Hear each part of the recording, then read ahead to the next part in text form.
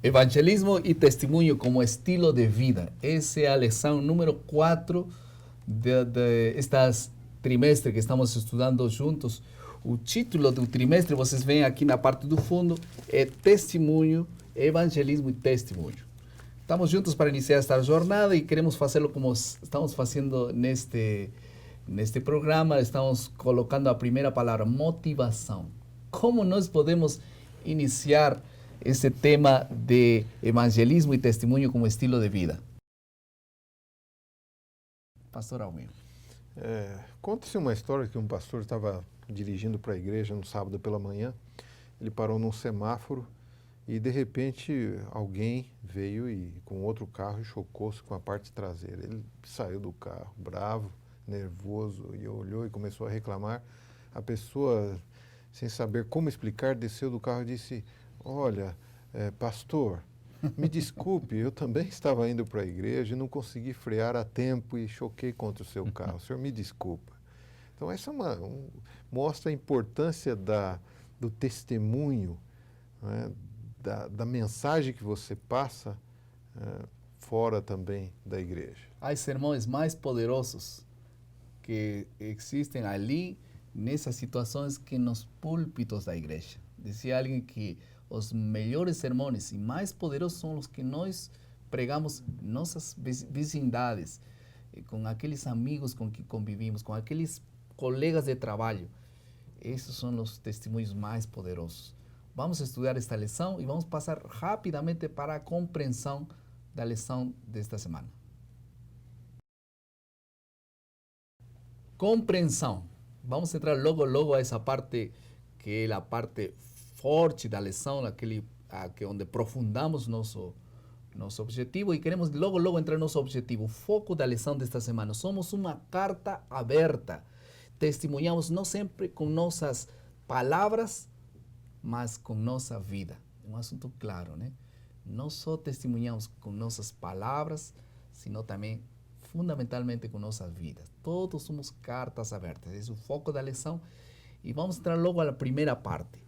Somos uma carta aberta. O que significa? Segundo Coríntios 3, 2 e 3, o apóstolo Paulo fala claramente, somos todos cartas abertas. Quer dizer que as cartas são privadas, né? Só lê aquela pessoa.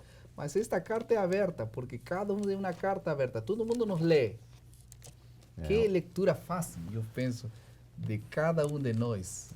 O apóstolo Paulo diz, né? Vós sois a nossa carta. E no verso 13 de 2 Coríntios 3, como carta de Cristo. Isso me faz pensar, pastor, sobre a questão de que o evangelho é pregado através da nossa vida. As pessoas nem sempre têm tempo e condições de ouvir o nosso discurso, mas elas sempre nos acompanham e veem o jeito como nós vivemos.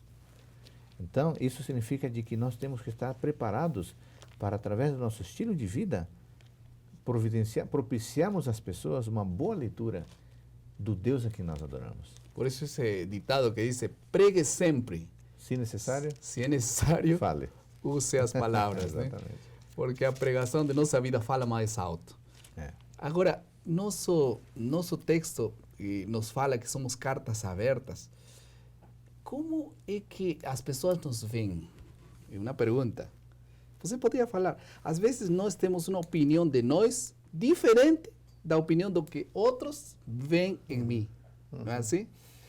Às vezes, há uma diferença entre o que eu penso de mim e o que minha esposa pensa de mim. Ocultamos muito nossa verdadeira forma de ser.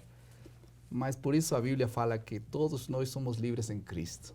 Ali somos transparentes, como a cara descoberta. Não temos vergonha porque Deus está em frente de nós. Esse é um objetivo, porque nós temos que acercar-nos mais a Deus para transpassar a presença dele para os demais. Temos aqui um segundo ponto fundamental, que são duas palavras-chave. A lição não diz exatamente a palavra, mas é claro que eu uso essa palavra. É compaixão e a segunda palavra é empatia. Vamos começar com a primeira palavra, então. Compaixão.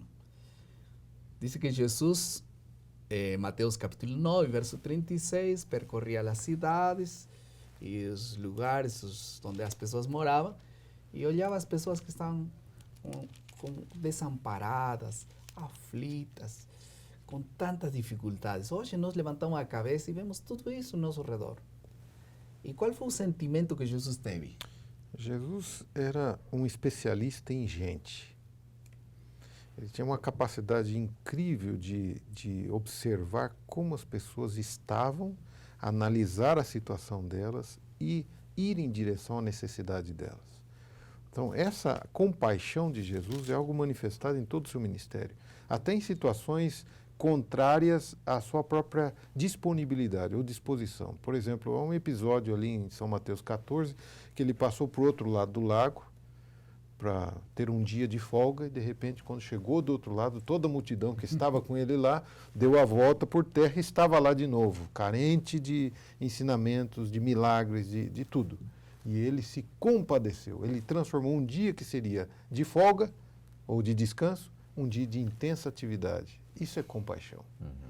Por quê? Porque ele prestava atenção na necessidade dos outros. Isso é empatia. Alguém que tem a capacidade de ler como as outras pessoas estão se sentindo e se colocar numa situação que permita ajudá-los. Isso mesmo. Então, essa compaixão, essa sensibilidade em relação ao que o outro necessita. Nós temos tornado muito insensíveis, né? A sensibilidade de Jesus de enxergar o sofrimento e ele colocar-se nesse lugar é um assunto empático. E a palavra compaixão de Mateus capítulo 9 é uma palavra extrema, diferente de apenas compaixão de ter pena de uma pessoa. Não é apenas isso. É muito mais que isso. Até o ponto de querer morrer por essa pessoa, sofrer por ela, para que essa pessoa não sofra. Mais ou menos como um pai, né? Que quando o filho está doente, está enfermo, ele tem uma compaixão. Eu queria estar em seu lugar. E eu queria sofrer todo o que ele sofre para que ele não sofra o que eu estou sofrendo. Mais ou menos é assim a palavra compaixão que está ali em Mateus capítulo 9, verso 38 e 36 e 38. Pergunte seus alunos algumas perguntas que nós podemos fazer sobre as necessidades das seguintes pessoas. Pergunte, por exemplo, qual era a necessidade de João Batista? Qual foi a necessidade da mulher junto ao poço? Qual foi a necessidade de cada um? Pergunte-lhes. Qual foi a necessidade, por exemplo, do homem paralítico? Qual era a necessidade de Zaqueu, que tinha dinheiro? Qual é a necessidade deles? Como Jesus supriu a necessidade de cada um deles? Agora pergunte-se, qual é a necessidade de cada um dos que estão ali? E então vamos entrar agora na terceira parte da lição, que tem a ver com a aplicação. Como nós podemos aplicar isso em nossa vida diária?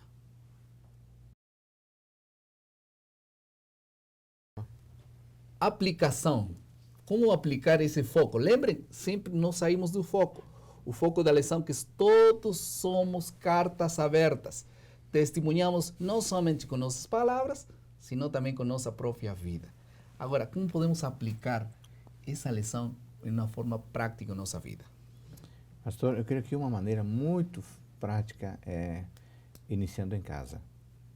Identificar quais são as necessidades dos diferentes membros da família. Ter essa sensibilidade. A esposa sobre as necessidades do marido, vice-versa. Estamos atendendo às necessidades, estamos sendo compassivos com as necessidades das nossas crianças. E, em segundo lugar, identificar as necessidades dos próprios membros da nossa classe. Pode ser que haja gente que não está comendo direito, está precisando de uma roupa no frio. Então, identificar a necessidade de quem está ao meu redor e supri-las. Nós, às vezes, temos um olhar mais espiritual, só estamos falando das coisas espirituais, mas Jesus olhava as coisas, as necessidades práticas. Sabe que esses dias um menino falou assim, olha, eu convidei, vamos para o pequeno grupo em casa, e falou, não vou poder ir no domingo. Por quê? Porque eu vou estar cortando grama e lá em casa está faltando comida. Então eu falei, olha, então vamos fazer o seguinte, hoje é sexta-feira, vai lá em casa, me ajuda a cortar grama, que você vai ganhar uns trocados. É muito fácil falar para alguém, olha, está passando fome, vou orar para você. Mas a empatia e a compaixão nos leva a agir. Não precisa ir para a África, para a Índia, para a China, ou para algum lugar do canto do país. Ao redor de mim tem gente que está com necessidade. Eu tenho que fazer exercício de ver quais são essas trabalho. necessidades. E às vezes uno entra no trabalho e sai, nunca se preocupa com ninguém, né? Uno entra e sai das aulas da escola e nunca se preocupou se esse menino tomou café da manhã, se essa moça acabou com o namorado, se esse outro menino talvez não tem mais recursos para ir à escola, enfim. Cada um tem suas próprias lutas, só poucos são os que têm empatia. E os filhos de Deus têm que aprender a...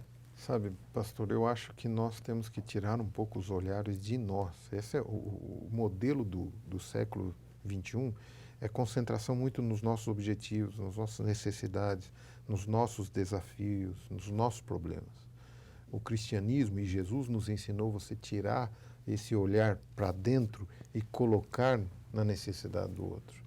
Sabem, por isso nós nos escondemos cada dia detrás de Jesus, para que as pessoas não enxerguem a nós, porque temos muitas debilidades, para que as pessoas enxerguem a Jesus, porque nós estamos escondidos detrás dele. Vamos passar à última parte, que tem a ver com a criatividade, coisas práticas que vamos a sugerir para que cada um possa desenvolver em sua própria classe.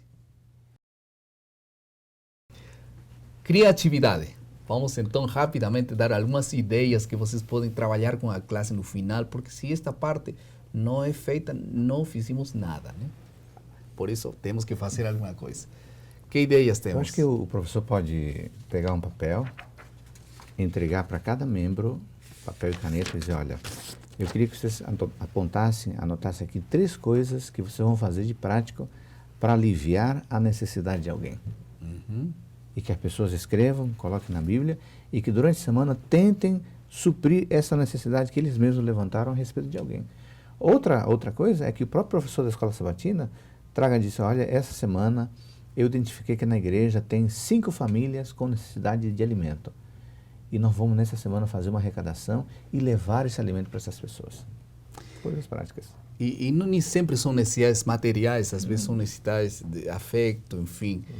Vamos fazer uma lista, vamos aplicar, professor, anote essas sugestões, anote outras e coloque no esboço da lição para que possa você contribuir e enriquecer a parte do recapitulação da lição da Escola Sabatina. Tenha um bom sucesso nessa lição. Deus abençoe vocês.